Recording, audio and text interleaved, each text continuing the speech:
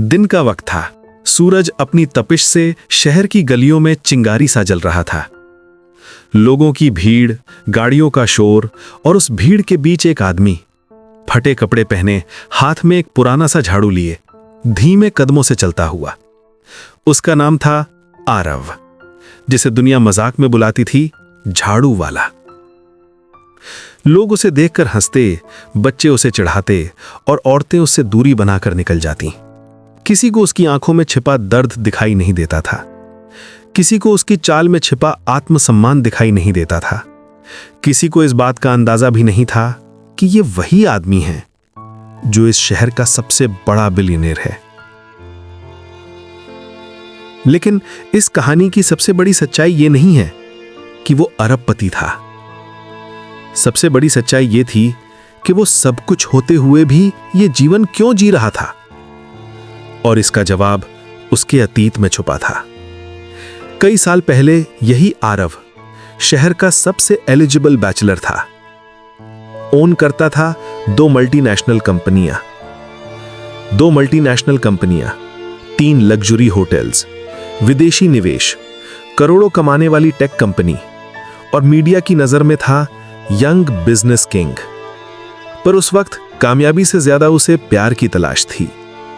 उसकी जिंदगी में एक लड़की आई, रिया। रिया सुंदर थी, स्मार्ट थी, लेकिन दिल से चालाक थी। वो आरव की सादगी से नहीं, उसके पैसों से प्यार करती थी। आरव ने उसकी अहमियत जानने के लिए अपना रुतबा, पैसा, महंगी गाड़ियां, सबके पीछे खुद को साधारण दिखाना शुरू किया। वो ये परखना चाहता था कि रिया उसे इंसान समझती है या सिर्फ बैंक बैलेंस।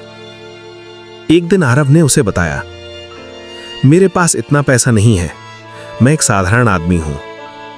रिया का चेहरा बदल गया, उसकी बातें बदल गईं, उसकी आंखों की चमक गायब हो गई।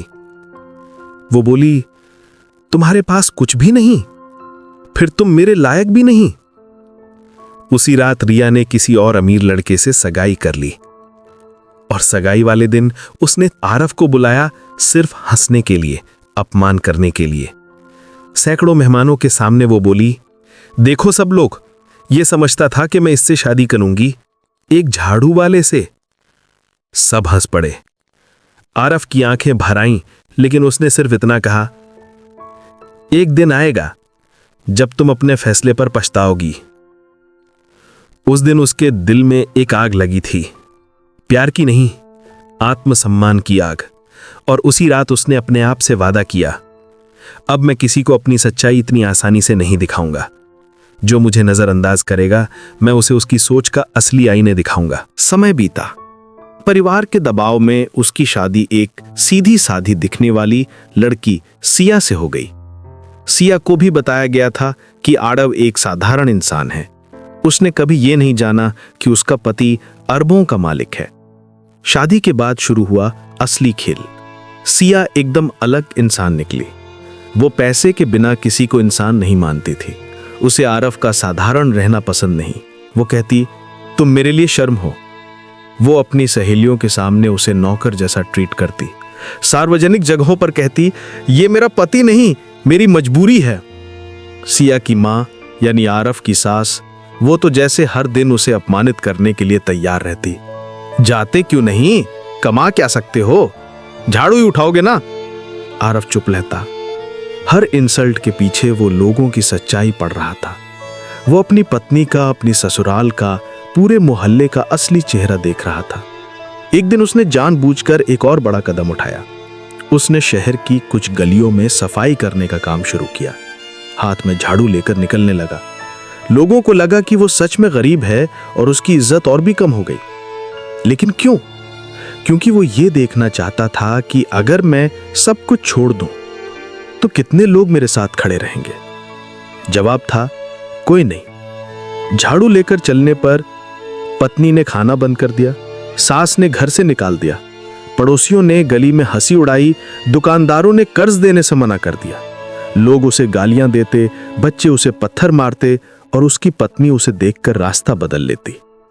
ये सब वो चुपचाप सहता गया, हर इंसल्ट को अपने दिल में लिखता गया, क्योंकि वो जानता था एक दिन यही लोग उसके पैर पकड़कर माफी मांगेंगे। दिन में वो झाड़ू लेकर घूमता, लेकिन रात में वो अपने असली घर 500 करोड़ के महल में जाता।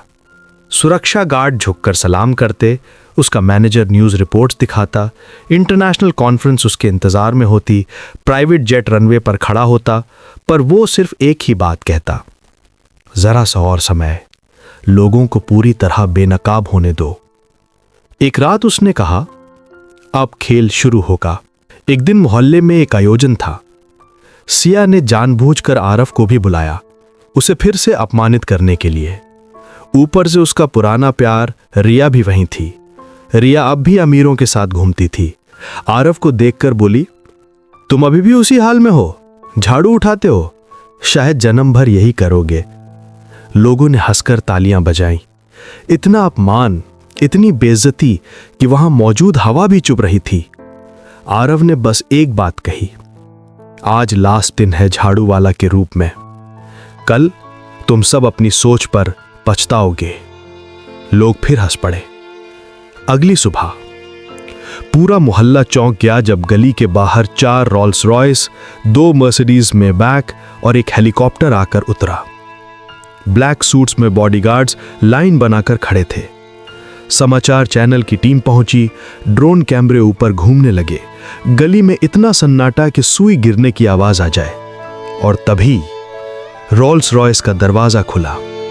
एक चमकीला शूज, एक रॉयल सूट, पावर की खुशबू, और बाहर आया वही झाड़ू वाला आरव। लोगों ने यकीन नहीं किया। पत्नी के हाथ से फोन गिर गया, सास घुटनों पे बैठ गईं, रिया की आंखें फटकर बाहर आने लगीं। मोहल्ले वाले एक कदम पीछे हट गए। आरव ने चारों तरफ देखा, धीरे से मुस्कुराया और कहा, यह झाड़ू नहीं, तुम सबकी सोच साफ करने के लिए था। रिया भाग कर आई। मुझे माफ कर दो आरव, मैंने नहीं पहचाना कि तुम। आरव ने हाथ रोककर कहा, गलती पहचान की नहीं, सोच की है। वो पीछे हट गया। सिया रो रही थी। मैंने बहुत गलती की, मैं बदल जाऊंगी, मुझे एक मौका दो। आरव ने शांत आवाज में कहा, इंसान की असलियत अच्छे वक्त में नहीं, बुरे वक्त में दिखती है। फिर उसने एक आखिरी बात कही, अब मेरी जिंदगी में सिर्फ वो लोग रहेंगे जिनकी नीयत साफ है, बाकी सब मेरी दुनिया से बाहर। सिया वहीं बैठकर रोती रही। रिया शर्म से चेहरा छुपाती रही।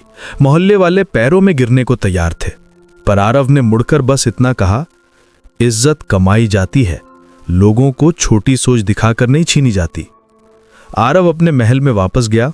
मीडिया ने उसे फिर से सबसे बड़ा बिजनेस आइकॉन कहा।